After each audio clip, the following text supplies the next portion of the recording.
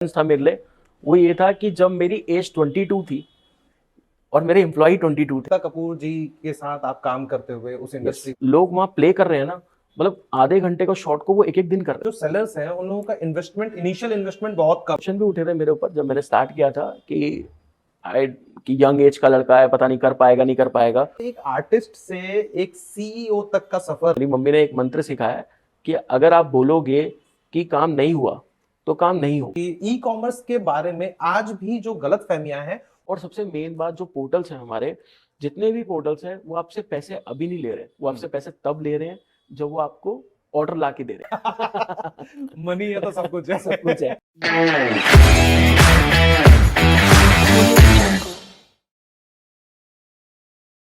नमस्कार दोस्तों, स्वागत है आपका गपशप विद डीसी में, एक ऐसा पॉडकास्ट जहां पे हम उन शख्सियतों के बारे में जानते हैं, उनकी कहानियां सुनते हैं जिन्होंने हमें अपने काम के द्वारा लाइफ में इंस्पायर किया हो। इसी सिलसिले को आगे बढ़ाते हुए आज हमारे साथ विंग्स ई कॉमर्स भारत के सीईओ मिस्टर कार्तिक कनेजा जी जुड़ चुके हैं। ये एक ऐसी शख्सियत है जिन्होंने एकता कपूर जैसे शख्सियत के साथ काम किया हुआ है और उसके साथ ही बैंक्वेट बिजनेस को काफी सफलतापूर्वक रन करते हुए आज विंग्स ई कॉमर्स भारत को एक नए मुकाम पर लेकर जाते हुए उस कंपनी को बहुत बढ़िया तरीके से रन कर रहे हैं। तो स्वागत है आपका कार्तिक भाई हमारे इस आज के पॉडकास्ट में। Thank you so much sir, आपने इनवाइट किया मेरे को। आपके करियर में इतने सारे रंग हैं कार्तिक भाई, एंटरटेनमेंट सेक्टर से शुरू करके बैंक्वेट बिजनेस को सक्सेसफुली रन करने का और आज ई कॉमर्स इंडस्ट्री में तहलका मचाने का। कौन सी ऐसी चीज है जो आपको इंस्पायर करती है इन करियर के लेके?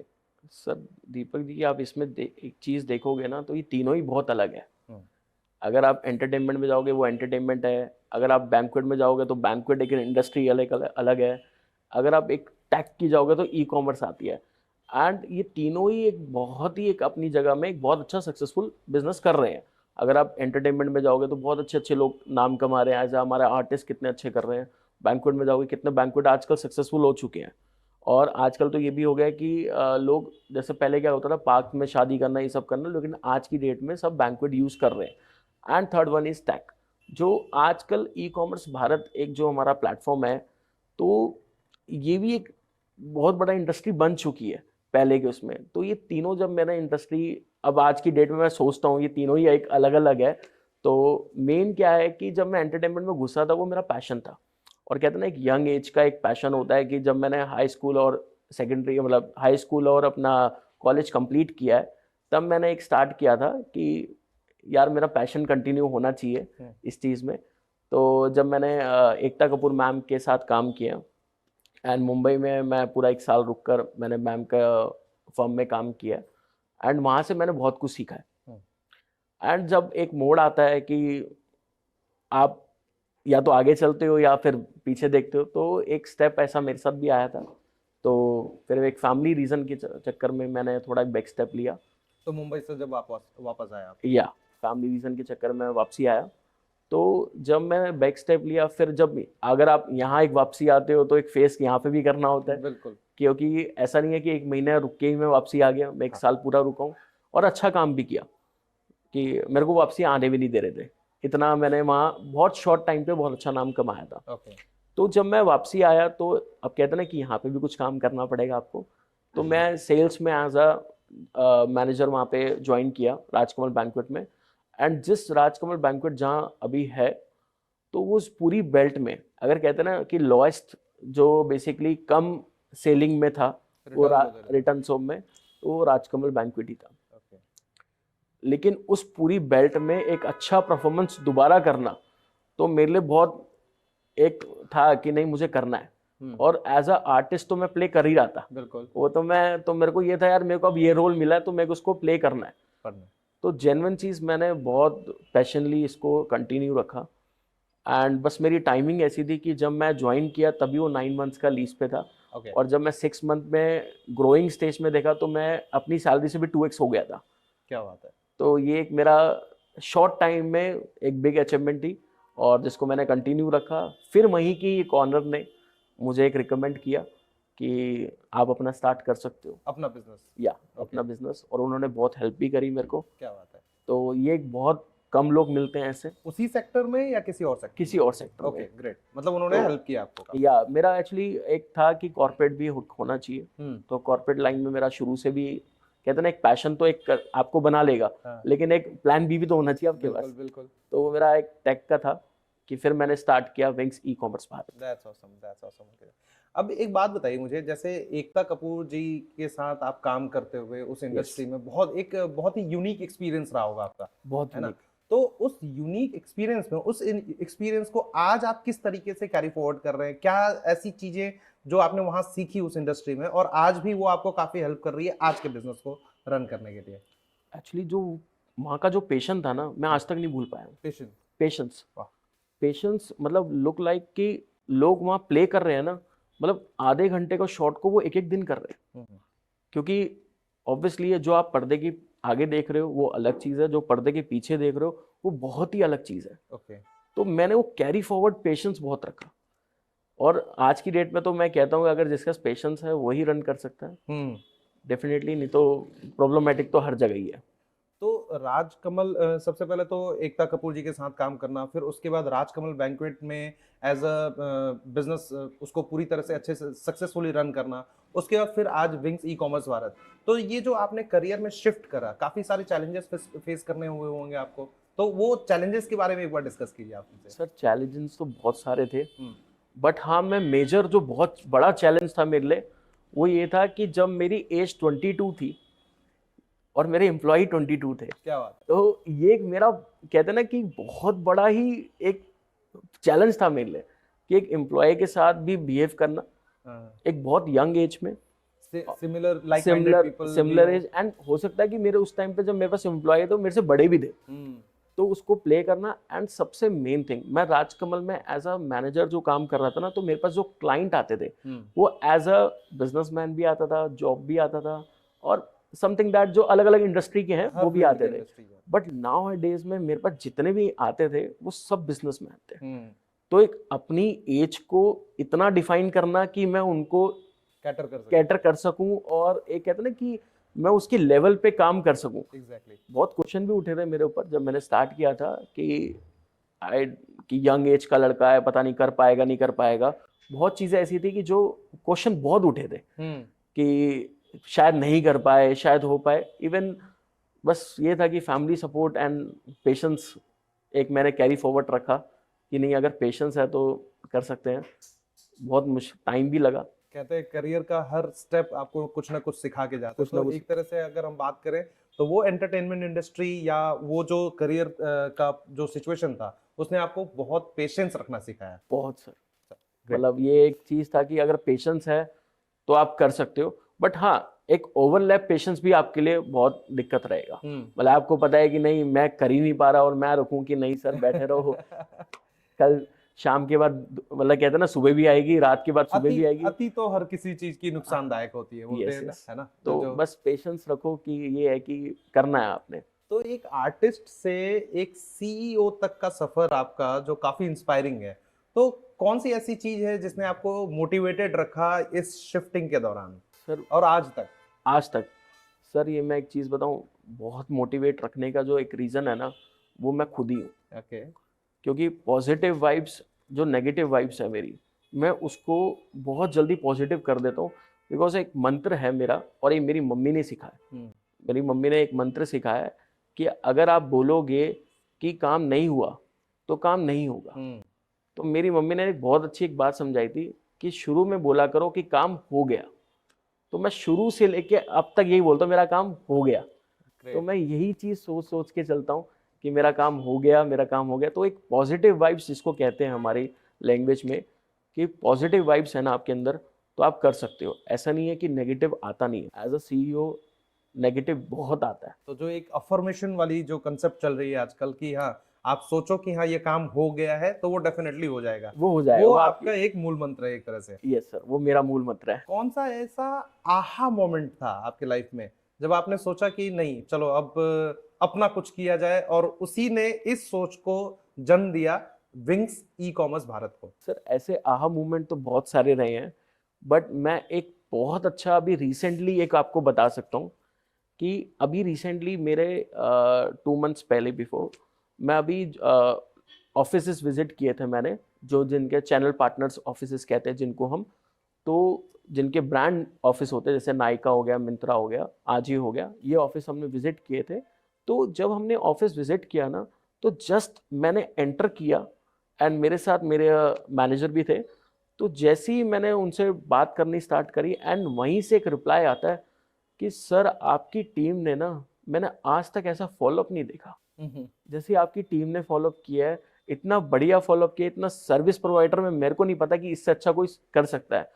तो वो जो कहते हैं ना आहा मूवमेंट, जो दिल से आया कि नहीं यार टीम है, अब तो यही करना है, अब तो यही करना है। Great, तो awesome. ये एक चीज है कि मैं कह सकता हूँ कि नहीं आहा मूवमेंट, वो ये रिसेंट आहा मूवमेंट तो ऐसे बहुत सारे हैं, बट हाँ रिसेंटली मैं आपको बता रहा हूँ कि जो अभी लेटेस्ट में हुआ है मेरे साथ। कहते हैं ना कि फादर, जब एक गर्ल होती है और गर्ल बड़ी अटैच होती है फादर से, तो जब गर्ल का कुछ होता है ना, बेटी का कुछ होता है, तो बड़ा फादर ना एक वो छल के गया था कि हाँ यार कि ये कुछ हुआ है। हाँ.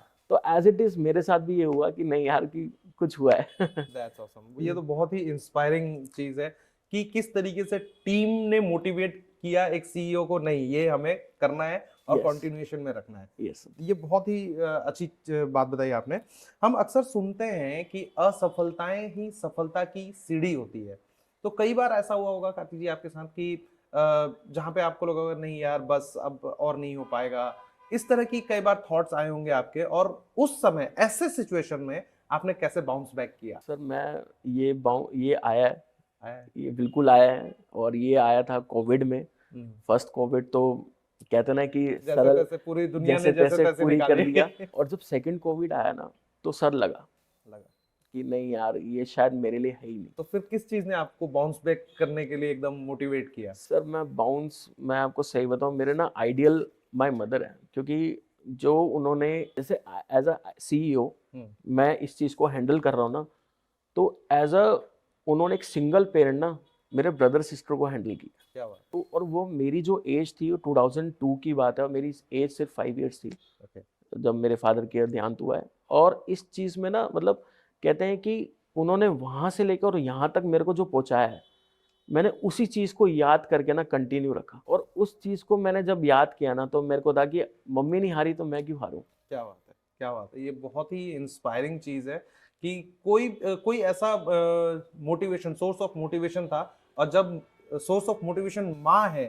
फिर तो हाँ, हारने की कोई बात ही फिर नहीं हारने है, की बात और ही फिर नहीं, तो बाउंस बैक होना ही होना है। होना ही होना है। तो मैंने बस वही मंत्र स्टार्ट किया। इवन मैं अपनी मदर को बहुत रिस्पेक्टफुली करता हूँ कि नहीं आप स्टार्ट करो, आप स्टार्ट करो। तो मेरी मदर ने मेरे को साथ दिया, और इसी चीज़ से मैंने स्टार्ट किया। मुश्किल बहुत आती है, तो बिजनेस का नाम ही एक मुश्किल है अगर देखा जाए तो। एग्जैक्टली। सही। ई कॉमर्स जो है भारत में बहुत ही मैसिव तरीके से ग्रो किया है पिछले कुछ सालों में। आप क्या सोचते हैं विंग्स ई भारत कॉमर्स सेलिंग के पर्सपेक्टिव से, या फिर ऑनलाइन सेल या परचेज के पर्सपेक्टिव से किस तरीके से बदलाव देखता है विंग्स ई कॉमर्स? सर, जब कोविड आया था ना, तो कहते हैं कि कोविड ने, तो मैंने एक पॉइंट अभी पिछले भी रखा है कि कोविड ने थोड़ा मेरे को डाउन दिया है, लेकिन अब भी दिया। अब क्या दिया है कि ऑनलाइन प्रेजेंस बढ़ा दी उसने, जो कि इंडिया में प्रेजेंस थी ही नहीं बिल्कुल। आज अगर मैं पहले की बात करूं तो इंडिया में ऑनलाइन लेना बहुत ही एक रिस्ट्रिक्टेड था कि नहीं यार गलत माल आएगा, ये सब आएगा। बट एज अ कोविड में ना वो बहुत माइंड चेंज हुआ है, माइंड की थिंकिंग चेंज हो गई है कि नहीं यार अब तो ऑनलाइन ही सब कुछ है। तो जब मैंने ई कॉमर्स भारत की जैसे आपने बात करी, we are a service provider. तो जब मेरे पास कोविड से पहले भी मैं एक चीज़ बताऊं तो क्लाइंट्स की हम खुद जाके ना मतलब मार्केट घुसते थे, एंटर करते थे मार्केट में। तो एक एक को पॉइंट समझाना मेरे लिए इतना मुश्किल होता था कि एक एक पॉइंट समझाऊं कि नहीं आप ये ऑनलाइन जाओ, आपका प्रेजेंस होगा, ये चीज़ होगा। बट आफ्टर कोविड ऐसा ऑनलाइन प्रेजेंस हुआ कि लोग खुद हमारे ऑफिस आए हैं कि आप प्लीज़ इसको ऑनबोर्ड कराइए हमें। तो ऑनलाइन का प्रेजेंस इतना बढ़ गया कि आजकल लोग कहते हैं कि ऑफलाइन चल रहा है, ऑफलाइन तो इजीली चल जाता है। 1-1.5 महीने बाद आपकी दुकान की प्रेजेंस हो जाती है, आप बोर्ड लगाओ, ये सब करो। बट अगर आप ऑनलाइन जाओगे तो आप पैन इंडिया काम कर रहे हो। और सबसे मेन बात, जो पोर्टल्स हैं हमारे, जितने भी पोर्टल्स हैं, वो आपसे पैसे अभी नहीं ले रहे, वो आपसे पैसे तब ले रहे हैं जब वो आपको ऑर्डर ला के दे रहे हैं, सेल करने पे दे रहे हैं। तो ये एक आपके लिए point, seller point of view seller point है, प्लस पॉइंट है। बिल्कुल प्लस है। तो ऑफलाइन से ऑनलाइन काफी सारा बिजनेस शिफ्ट हुए हैं, काफी सारे बिजनेस पिछले कुछ सालों में बहुत सारे बिजनेस शिफ्ट हुए हैं। तो अभी जो छोटे बिजनेस ओनर्स हैं उन लोगों को आप क्या सलाह देना चाहेंगे और किस तरीके से विंग्स ई कॉमर्स भारत उनको हेल्प कर सकता है? बिल्कुल सर। सर उसके लिए हमने अभी एक लॉन्च किया है, जो कि हाल ही में लॉन्च किया है, ई कॉमर्स 2.0।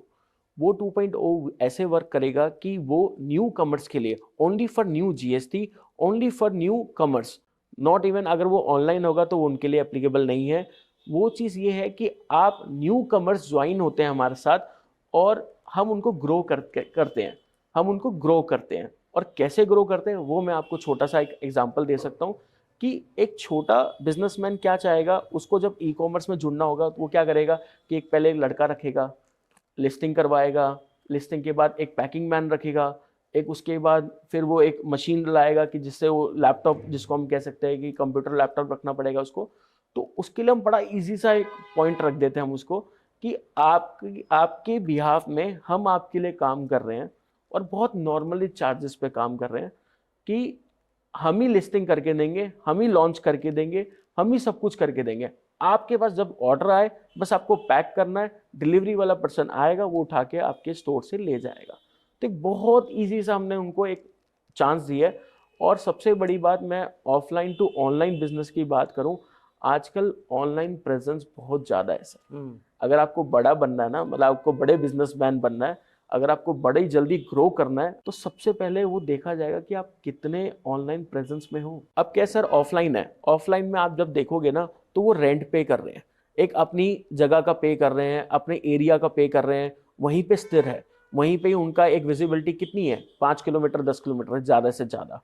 बट अगर आप ऑनलाइन जाओगे तो विजिबिलिटी आपकी पैन इंडिया सर, और पैन इंडिया में आपके ही लोग आपके कहाँ कहाँ से मंगवाएंगे आपको खुद ही नहीं पता। अच्छा, ये तो जैसे ऑनलाइन प्रेजेंस की बात करी आपने, तो काफी सारे जो स्मॉल बिजनेस ओनर्स हैं या काफी सारे ऐसे लोग भी हैं जो जिनका काम बहुत बड़ा है लेकिन वो अभी भी ई कॉमर्स बिजनेस शुरू नहीं कर पा रहे हैं।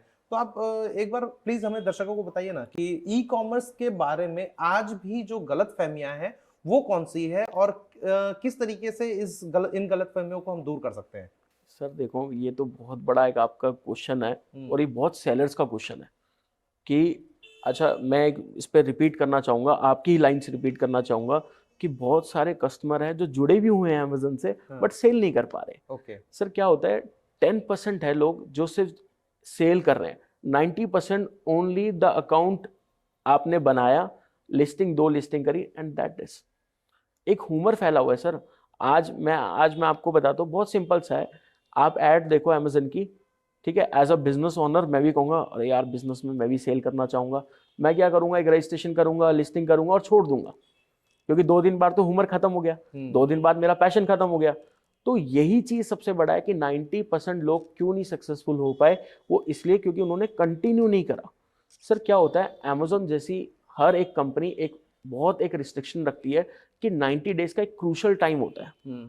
सर बहुत अच्छी कंपनी, मैं आपको बताऊंगा, 90 डेज का जो क्रूशल टाइम होता है ना, वो ये टाइम होता है कि आपको लिस्टिंग हर मतलब वीकली बाय वीकली करनी है, आपको अकाउंट हर बाय डेली चेक करना है।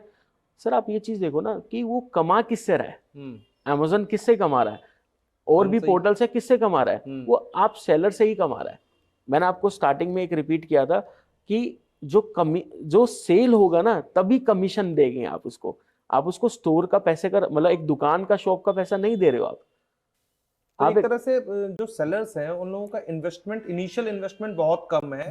अगर कोई नया ई कॉमर्स बिजनेस के साथ जुड़ना भी चाहता है तो वो बहुत कम इन्वेस्टमेंट के साथ भी जुड़ सकता है। और बस एक चीज का हम लोगों को ध्यान रखना है कि कंटिन्यूटी अपनी बरकरार रखनी है, बहुत जरूरी है। कंटिन्यूएशन में मतलब अगर काम करते रहे तो कहीं ना कहीं वो वन पॉइंट ऑफ टाइम पे ग्रो करेंगे ही करेंगे। बिल्कुल करेंगे सर। और एक उम्र हो रहा है, वो है बेसिकली प्रोडक्ट। आज हमें कहते हैं कि प्रोडक्ट हमने, जैसे सेलर है, सेलर अपनी जगह सही होता है, वो कहता है मैंने ये प्रोडक्ट सेल कर दिया, मैंने ये प्रोडक्ट बेच दिया। कस्टमर कहता है मेरे पास प्रोडक्ट नहीं मिला। ये आपने भी सुना होगा, बहुत बड़ा एक इशू है और खुद भी फेस किया है। तो ये क्या होता है सर, मैं किसी पे नाम नहीं लगाऊंगा, ये कहीं ना कहीं हमारे इंटरनल्स पार्ट्स में ये डिफॉल्ट हुआ है, ठीक है। बट ये चीज ऐसा तो है नहीं कि अमेजोन नहीं जानता, मिंत्रा नहीं जानता, नायका नहीं जानता, फ्लिपकार्ट नहीं जानता। Correct. तो अब क्या हो गया, अब ये भी बहुत चीजें चेंज ला चुके हैं। अब इन्होंने, जब हम रिटर्न करते हैं, रिटर्न पॉलिसी बहुत चेंज कर दी है। अब रिटर्न पॉलिसी में क्या रहेगा, अब जो हम रिटर्न करते हैं, रिटर्न पॉलिसी इतनी चेंज कर दी है कि जब आप रिटर्न करोगे तो आपसे पूछा जाएगा कि आपका प्रोडक्ट कौन सा था, और पूरा इमेज चेक होती है फोन से, प्रॉपर चेक होगा। अगर वो वेरीफाई होगा तभी आपसे वो सामान लेके जाएंगे, नहीं तो वो रिटर्न नहीं होगा। तो ये एक बहुत बड़ा फंडा है सेलर्स के लिए, कि सेलर्स को अब एक लगने लगा है कि नहीं, हम सक्सेसफुल फ्लो में जा सकते हैं। जैसे इन सारे ई कॉमर्स प्लेटफॉर्म्स का सेलर्स सिक्योरिटी समथिंग कुछ एक टर्म यूज करते हैं, सेलर्स को भी ऐसे धोखाधड़ी से बचाने के लिए ऐसे प्लेटफॉर्म के बहुत सारे पॉलिसीज हैं। यस सर, बिल्कुल। और आप इसमें क्लेम भी यूज कर सकते हो। अगर आपका सच में फेक आया है, आप वीडियोस बनाइए, वीडियोस के बाद क्लेम होगा, ये भी इसमें हम हेल्प करते हैं कि क्लेम्स के लिए करते हैं। इवन बहुत सारी कंपनीज के साथ जो मेरा टाइप्स हैं, ऐसी कंपनीज है जिनके लिए हम सिर्फ क्लेम्स ही पास करते हैं। उनके तो इतने लोग बैठे हुए हैं लिस्टिंग के लिए, लेकिन वो सिर्फ हमें बिठाते हैं सिर्फ क्लेम्स के लिए। तो हम क्लेम्स के सबसे बड़े कहते हैं कि हम बड़े चतुर है कि बादशाह हम बेसिकली पॉलिसीज को, आपको पता है कि हाँ किन पॉलिसीज को फॉलो करने पे सेलर्स को क्लेम मिल जाएगा। यस है ना, तो मतलब सेलर्स का नुकसान नहीं होने देंगे किसी भी तरीके से। बहुत बढ़िया। तो आने वाले 5 से 10 साल में हम ई कॉमर्स को कौन सी ऐसे ट्रेंड हैं जो बहुत ज्यादा इम्पैक्ट करेंगे, इसके बारे में कुछ डिस्कस करना चाहेंगे आप? सर, आपने देखा होगा कि ई कॉमर्स आती जो हमारी मार्केट से कितनी डिसमेंटल हो गई है, ये आपने शायद ऑब्जर्व किया हो। अब जो टारगेट है ना, वो मॉल के अंदर है। अच्छा। अब मैं आपको बहुत छोटा सा एक एग्जांपल दे रहा हूँ, जो शायद किसी ने सुना है, और शायद ये फर्स्ट टाइम होगा कि मैं रिवील कर रहा हूँ। अगर आप बाहर किसी दुनिया में जाओगे या फॉरेन में जाओगे, बेसिकली क्या है कि वहां पे एक अमेज़न एक अलग ही लेके चल रहा है, एक अलग ही बेसिकली प्लेटफॉर्म लेके चल रहा है, जिसको कहते हैं वैनिटी वैन के अंदर मॉल। अच्छा जी। हाँ। अब वैनिटी मॉल के अंदर क्या है, अगर मैं किसी भी मॉल में जाऊंगा, ठीक है, सिंपल से क्या है फंडा सर, 4000 की शॉपिंग आप करोगे। ये तो आजकल बेसिक हो गया। बिल्कुल। तो वो क्या आने वाले टाइम में एक ऐसी चीज करने लगा है, मैं पोर्टल का नाम नहीं लूंगा, वो एक ऐसी पोर्टल करने लगा है कि बेसिकली आप ऐड टू कार्ट करते रहो, ठीक है, आपके घर ही वैनिटी वैन आएगी, जो आप ऐड टू कार्ट करोगे उसके अंदर ही आपका सब कुछ सेल आउट होगा, वहीं आप चेंज करो, वहीं आप बिलिंग कराओ और वहीं से आप ले जाओ। बस उसके अंदर शर्त यह है कि सिर्फ 5000 की आपकी शॉपिंग होनी चाहिए। अच्छा, मिनिमम। और मैं नहीं मानता कि 5000 एक मतलब बहुत बिग खर्च अमाउंट कर रहा है। हाँ, हर कोई लगभग हर कोई खर्च कर रहा है आज के डेट। और मैं आपको बता रहा हूँ आने वाले टाइम में 5 साल में इसका कितना बड़ा इफेक्ट आएगा ही आएगा। सर, आपकी जो लाइफ स्टोरी है काफी इंस्पायरिंग है, तो कोई ऐसा मंत्र जो देना चाहेंगे आप हमारे लिसनर्स को, जो वो काफी समय तक याद रखें और अपने लाइफ में भी वो काफी सारे चेंजेस ला पाए? सर, मंत्र तो बहुत सारे हैं। बिल्कुल, आप बहुत सारे भी बोल सकते हैं, हमारे लिसनर्स सुनने के लिए बहुत सारे मंत्र है। या तो आर होगा या पार होगा। क्या बात है। तो एक मेरे ना, मैं हमेशा ना एक टारगेटिंग में रहता हूँ। मेरा एक खुद का एक है मोटिव है कि अगर आपके पीछे टारगेट होगा ना, तो आप बहुत अच्छा प्ले करोगे। तो ये टारगेट होना आपकी लाइफ में सेट होना बहुत जरूरी है। That's great. ये टारगेट सेट होना बहुत जरूरी है कि आज मैं 2020 में ये था, 2022 में मैं ये हूँ, 2024 में ये हूँ, अब 2027 में क्या हूँगा। मतलब कुछ भी करो, आप एक ऑब्जेक्टिव लेके चलो और आप एक गोल लेके चलो। गोल, और वो गोल बनाना नहीं है, सिर्फ उस पर आपको सतत काम करते रहना है ताकि वो गोल हम अचीव कर सकें। बिल्कुल सर। तो ये बहुत ही बढ़िया मूल मंत्र है।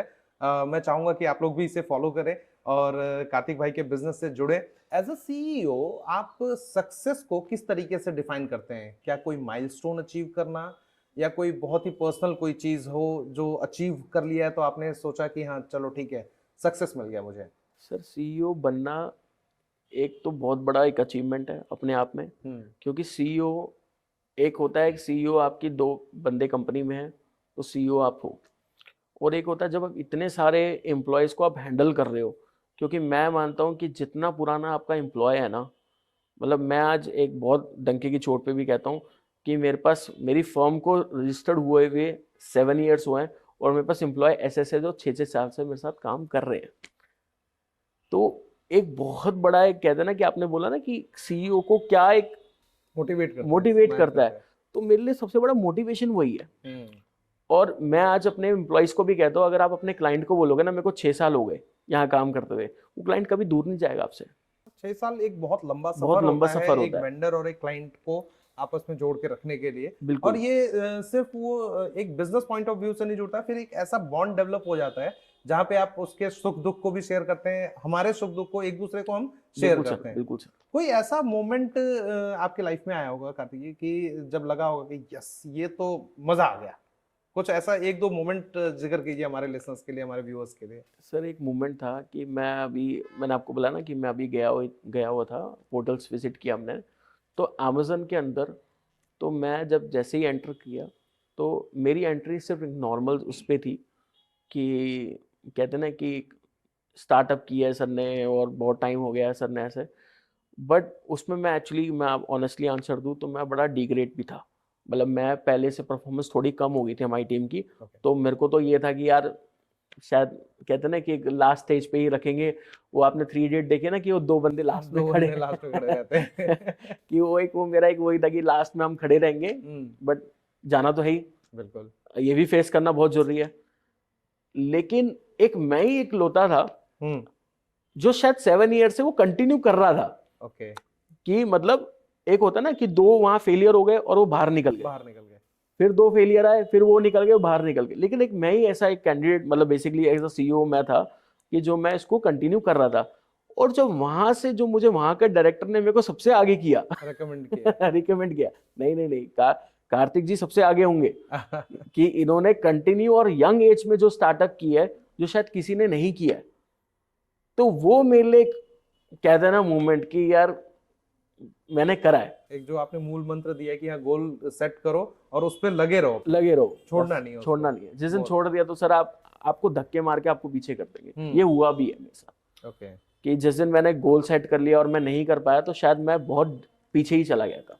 ऐसे में एक बात बताओ मुझे, एक सक्सेसफुल बिजनेस बनाने के लिए किसका रोल इंपॉर्टेंट होता है, क्रिएटिविटी का या पैशन का? सर ये दोनों ही होते हैं।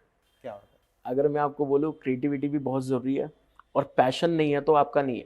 क्रिएटिविटी किसी काम की नहीं, किसी काम की नहीं है। और इसमें एक और ऐड ऑन करूंगा, मनी भी बहुत जरूरी है। मनी है तो सब कुछ है। सब कुछ है। तो ये 3 चीजें होनी ना बहुत जरूरी है। लेकिन हाँ, एक मैं आपकी इसमें एक पॉइंट रखूंगा, क्रिएटिविटी अगर आपकी है ना तो आपका पैशन कभी कम नहीं होगा। और जब आपके पास ये दोनों चीजें ना तो आपके पास पैसा कम नहीं होगा। क्या बात है, क्या बात तो है। ये जो स्टेटमेंट आपने बोला ये एक बार और रिपीट कर दीजिए कैमरे पे देख के।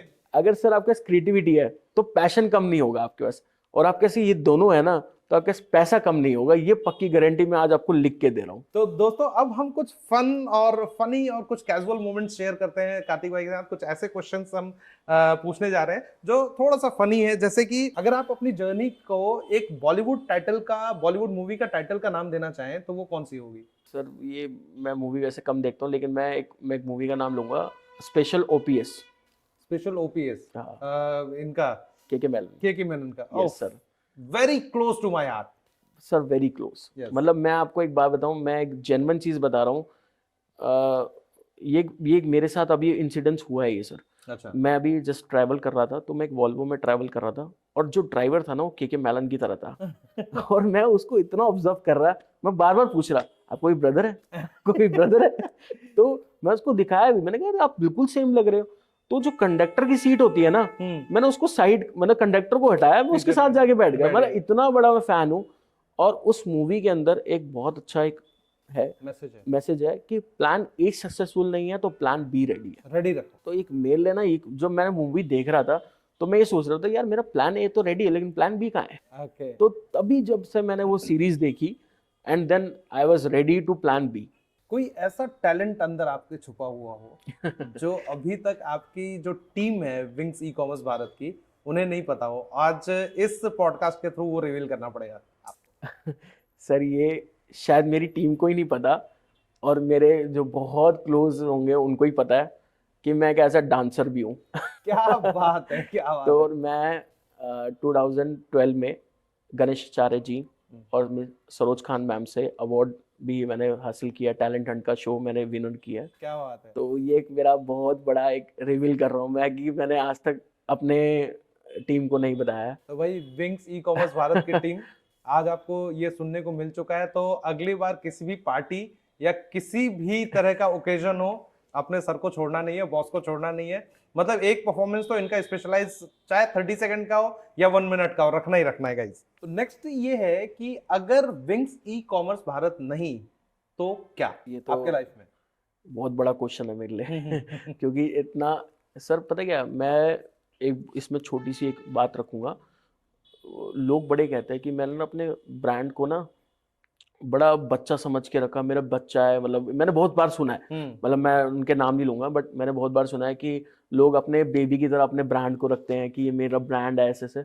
मैं अपने ब्रांड को सर मैं अपने बाप की तरह रखता हूँ। क्या बात है, कि मेरा क्या बाप बात बैठा है, मैं डरता हूँ इन चीज़ों से कि ब्रांड तो मेरा ब्रांड होना चाहिए, मतलब पापा जी बैठे हैं मेरे तो, और मैं इन चीज़ों में मैं ये सोचा ही नहीं है। बट हाँ, मैं फिर आपके एक पॉइंट में जाऊंगा, प्लान ए है तो प्लान बी भी है, बट वो मेरा वक्त आ ही ना, ऐसा तो मैं चाहूंगा ही। चलो ये तो बहुत अच्छा, और ये मतलब दोस्तों काफी काफी अलग आंसर ये पहली बार सुनने को मिला कि लोग अपनी ब्रांड को अपने बेबी की तरह, डेफिनेटली सभी अपने बच्चे की तरह पालता है, लेकिन कार्तिक जी मतलब ये अमेजिंग आंसर है आपका, one of the amazing answer I have ever heard, कि मैं अपने ब्रांड को अपने पापा की तरह रखता हूँ बिल्कुल कि ये पापा है और इनको हाँ, मस्त मतलब ये कभी खुश नहीं होंगे, मुझे ही खुश करना है। खुश करना है। हाँ, क्या तो बात है, क्या बात है ये तो अब गाइस चलते हैं इस पॉडकास्ट के बहुत ही अमेजिंग, एनर्जेटिक और नेक्स्ट लेवल कहानी की तरफ, जो कि सेक्शन है रैपिड फायर सेक्शन। तो कार्तिक भाई तैयार रहिए इस रैपिड फायर सेक्शन का। इस सेक्शन में हम आपसे कुछ ऐसे क्वेश्चन पूछेंगे जो आपको, जिसका आंसर बहुत क्विकली देना होगा। और मैं आपसे पहला क्वेश्चन पूछता हूं, 1 word to describe your leadership style. Leadership style yes, as a hero. क्या बात है टी और coffee during brainstorming session? Sir दोनों नहीं, Thums Up. Thums Up? Sir मैं एक ब्रांड पीता हूँ, थम्स अप। अच्छा और मैं आज से नहीं, जो मेरे को लोग जानते हैं ना, जो ये देख भी रहे हैं, वो उसी टाइम गए, टी कॉफी इसके लिए है ही नहीं। और मैं ऐसा नहीं इस एज से भी रहा हूँ, मैं 3 साल की उम्र से आज मैं अप्रोक्स 30 का एक तो भाई मेरी टीम तो ध्यान रखना, अगली बार से कॉफी नहीं मंगाना है सर के लिए। और मैं इसमें एक बहुत अच्छी एक बात रखूंगा कि जब मैंने ये थम्स अप की बात करी ना, मैं अभी एक जगह गया हुआ था जहाँ पे इंडियाज लास्ट विलेज, और मैं अपने मतलब फ्रेंड्स के साथ गया हुआ था। हाँ। तो वहाँ पे एक भी थम्स अप नहीं थी सर। और आप मानोगे नहीं, मैं अपने एक फ्रेंड के साथ 20 किलोमीटर पीछे एक थम्स अप लेने गया, और जब मुझे मिली मैंने उसके साथ पूरी पेटी की पेटी ली है। उठा ली कि भाई अब नहीं, मुझे खत्म नहीं करना है उसको। ट्रस्ट नहीं है किसी आपको में। एक और चीज बताता हूँ, मेरा भी जो फेवरेट कोल्ड ड्रिंक है, वो जो सॉफ्ट ड्रिंक्स है, वो थम्स अप ही है। मैं सर और नहीं लेकिन पीता। मैं अब बहुत कम कर चुका हूँ due to sugar and all. नहीं सर, कम हाँ, मेरी भी है, हाँ, ऐसा नहीं है कि मैं बहुत रेगुलर हूँ, हाँ, बट हाँ अगर मैं पीऊंगा तो थम्स अप। अवॉइड करते हैं हम लोग काफी। Yeah that's awesome. A book, movie और show that inspires you? Basically show, और एक ही शो पसंद है, दैट बिग बॉस। काफी बिग बॉस के हमारे fan. Now biggest misconception people have about e commerce? मैंने वही पॉइंट रखूंगा कि लोगों को बस डिलीवरी वाला पॉइंट बहुत डिलीवरी वाला पॉइंट लगता है, मिसकंसेप्शन है उसका। और लोगों को ये लगता है कि आज हमने रजिस्ट्रेशन करी और कल ऑर्डर आ गया, तो ऐसा नहीं है। टाइम लगता है, पेशेंस से आप बिजनेस को रन करिए, तो बिल्कुल डेफिनेटली आप एक ना एक दिन सक्सेसफुल होंगे ही होंगे। Okay, if not e commerce what profession would you have chosen? अब मैंने आपको कहा था ना कि 3 तो एक मैंने अलग अलग करे हैं, हाँ। तो एक लास्ट ट्रैवल भी रह गया। ओके तो मतलब ट्रैवल आपका बिजनेस एक फॉर्टे होता है अगर आप ई कॉमर्स में नहीं है। आगे आने वाले टाइम में मैं ट्रैवल में इंडस्ट्री में भी हम घुस रहे हैं। That's awesome, that's awesome. Morning person और night? Night person. Night person. The most underrated skill for an entrepreneur? Mentality. Mentality underrated है, मतलब जिसकी आप कहना चाहेंगे कि मेंटालिटी जिसकी पावरफुल है, वो पावरफुल बिजनेस, पावरफुल एंटरप्रेन्योर। बिल्कुल, mentality and patience. That's awesome. What's the one app और tech tool you can't live without? Obviously Amazon। क्या बात है, बिजनेस से जुड़ी रहनी चाहिए सारी बातें। हाँ। Your favourite guilty pleasure snack during late night work session? Maggi and Thums Up. Maggi and Thums Up. If you could have dinner with one entrepreneur, dead और alive, who would it be? Sir वो तो dinner नहीं हो सकता, क्योंकि हाल ही में उनका देहांत हुआ है। अच्छा, रतन टाटा जी। अरे, और मैं उनको जितना फॉलो करता हूँ he ना, was a gem. gem, We lost a huge personality. Personality, मतलब एंटरप्रेन्योर अगर मैंने किसी को फॉलो किया ना तो मैंने उन्हीं को ही फॉलो किया। और वो जो एक कहते हैं ना टाटा, उन्होंने टाटा को ऐसा बिल्डअप किया ना, मतलब वो किसी भी चीज़ से टाटा नहीं हटा है यार। लोगों को पता ही नहीं था कि इतने बिजनेस है। जब उनका एक स्टोरी एक मैंने हाल ही में देखा, मतलब जब उनका देहांत हुआ तभी एक पोस्ट बहुत रिवील हो रही थी कि उनके इतने सारे बिजनेस है, तो हर चीज़ में टाटा है। यस, तो मेरा भी एक है कि हर चीज़ में विंग्स आ जाए तो बहुत बढ़िया है। बहुत बढ़िया, बहुत बढ़िया।